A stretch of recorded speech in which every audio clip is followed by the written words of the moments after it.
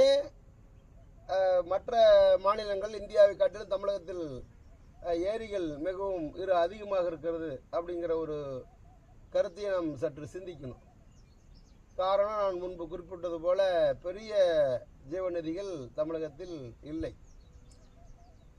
அப்போது நமக்கு மழை காலங்களில் வருகக்கூடிய நீரை தேக்கி ஒரு ஆண்டு முழுவதும் பயன்படுத்த வேண்டிய தேவையை உணர்ந்திருந்தார்கள். அதனுடைய வெளிப்பாடு தான் இவ்வளவு நீர்நிலைகள் உருவாக்கிய காரணம். நீங்கள் சிறிவைகுண்டம் ஏரி பார்த்தீங்கன்னா, அணை சிறிவைகுண்ட அணை மிக பிரம்மாண்டமானது. நம்முடைய ராஜேந்திர சோழன் கங்கை கொண்டான் கடார வென்றான் என்று புகழத்தக்க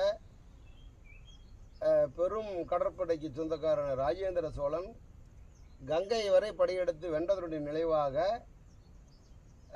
பொற்குடங்களில் கங்கை நீரை யானை மீது சுமந்து வந்து இங்கு புதிதாக கட்டுவித்த சோழ தலைநகரமாக இருக்கக்கூடிய கங்கை கொண்டா ஜெயகொண்டத்தில் அவர் புதிய ஏரியை வெட்டி அதற்கு சோழ கங்கம் என்று பெயரும் சூட்டினார்.